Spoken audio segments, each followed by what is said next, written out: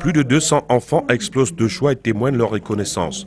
Il s'agit des meilleurs élèves du primaire de l'arrondissement de Batié, des meilleurs élèves des établissements secondaires des Hauts-Plateaux, les meilleurs élèves de l'ENIEJ du 10 départements, les enfants démunis et défavorisés de Batié, mais aussi les responsables des établissements les plus propres, cerise sur le gâteau, un ordinateur complet pour le lycée bilingue, par tirage au sort. Tous ces lauréats étaient à bord du train de l'excellence scolaire des Hauts-Plateaux le samedi 24 juin 2017. Une belle aventure intellectuelle, initiative de la Fondation Fongan, qui depuis 6 ans met en compétition les élèves du département, une récompense des meilleurs qui crée chez les jeunes l'envie de faire plus, de faire mieux, qui instaure le culte de l'effort.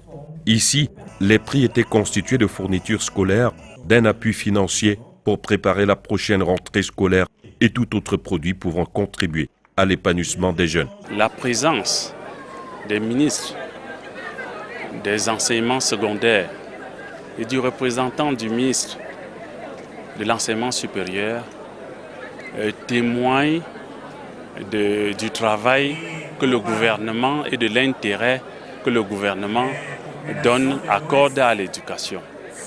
Nous allons dire tout simplement comme un illustre philosophe, la nation qui a les meilleurs élèves est la meilleure.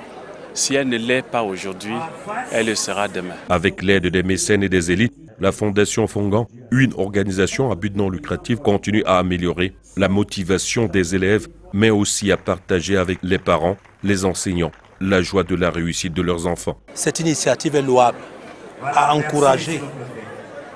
Et l'excellence aujourd'hui est encouragée non seulement par le gouvernement, mais également par le ministère des enseignements secondaires.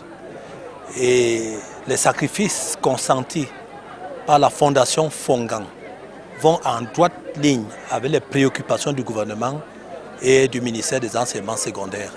C'est pour cela que M. le ministre, M. Jean-Ernest Ngalabibé, nous a demandé de le représenter personnellement pour que cette cérémonie soit à la hauteur de ce que la Fondation Fongan est en train de faire comme effort depuis 6 ans aujourd'hui. D'ailleurs, encadrer la jeunesse, c'est bâtir l'avenir.